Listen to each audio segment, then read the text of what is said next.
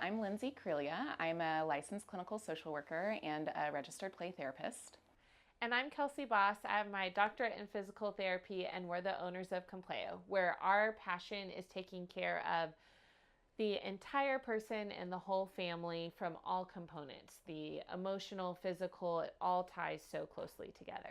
All right, let's talk. There's so much research that I know both of us are really interested in it coming out on the effects of screen time on our brain. And since you're here with me, I know what screen time can do to like motor development, things like that. I want to hear from you. Let's start with the littles.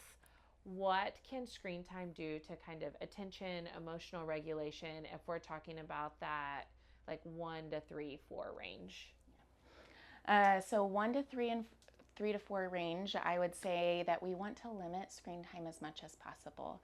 And sometimes we need a break as parents ourselves. So I'm not here to tell you this is a hard and firm rule, but the most important thing is content, is the duration, and knowing that we can even co-regulate together, watching a movie side by side or watching a show side by side versus putting our child in front of a screen as a babysitter while we're working for 8 hours straight.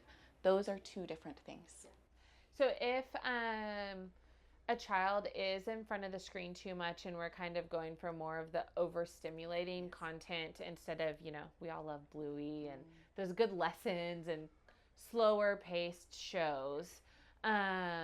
There's a lot of people out there saying that it has effects on kids' attention. Has research shown that our kids will have poor attention, say in school, if they're watching too much overstimulating content as a young child?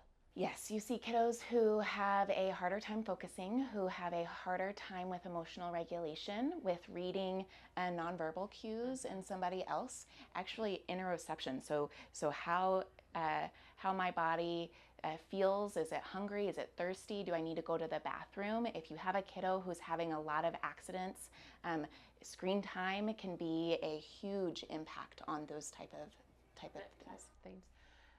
So let's look at screen time a little bit older. And I think especially for our junior high and high school age students, we're still navigating screen time as a society. And there's a whole generation where we didn't know some of these effects. And, we were giving them educational programs and ABC Mouse and some of those things. And we maybe didn't know the long-term effects. So if we have a junior high or high school student who is entering maybe some of that screen time addiction, or they only want to game but don't want to go out with friends, those types of things, what are some strategies that you can implement? Because if you just take it all away, they're going to be really upset, and that might be a coping mechanism for them. So how can we implement decreasing screen time if we've decided we want to make a change? Yeah. Making a change is hard. So there may be big feelings, but we can reduce that by talking about it, by giving our kids, even our young toddlers, the information that too much screen time can make our brains and bodies feel yucky.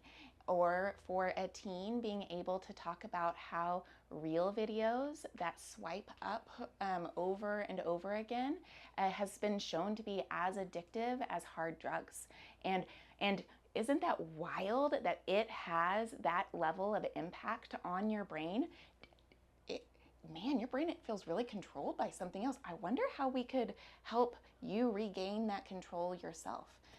It feels good to play games. It feels good to zone out and put our phones away. Yeah. I think your question was, what are the strategies that we do? We give them information. We also model good behavior. So we have to be willing to put our screens down. Ourselves. Yeah. Which means that if we're having a screen-free dinner or game night, we don't jump back on our phone to look back up the rules or say, oh no, I've got to respond to this really quick. That really, truly, we take a break ourselves and we model that behavior. Which is hard to do. Yeah. I am a firm believer that we charge and we keep our screens out of our bedrooms, and that for kids who have a hard time putting it away at night, that can be a big that can create a big impact on their sleep as well. So talking to them about why we have this rule, um, and then Moving continuing forward to through it. implement Yeah. it. Consistency, I think, is the harder part with those strategies. So if y'all are struggling with screens in your family, try some of those strategies. Comment below how it's going for you, and like and subscribe for more content like this.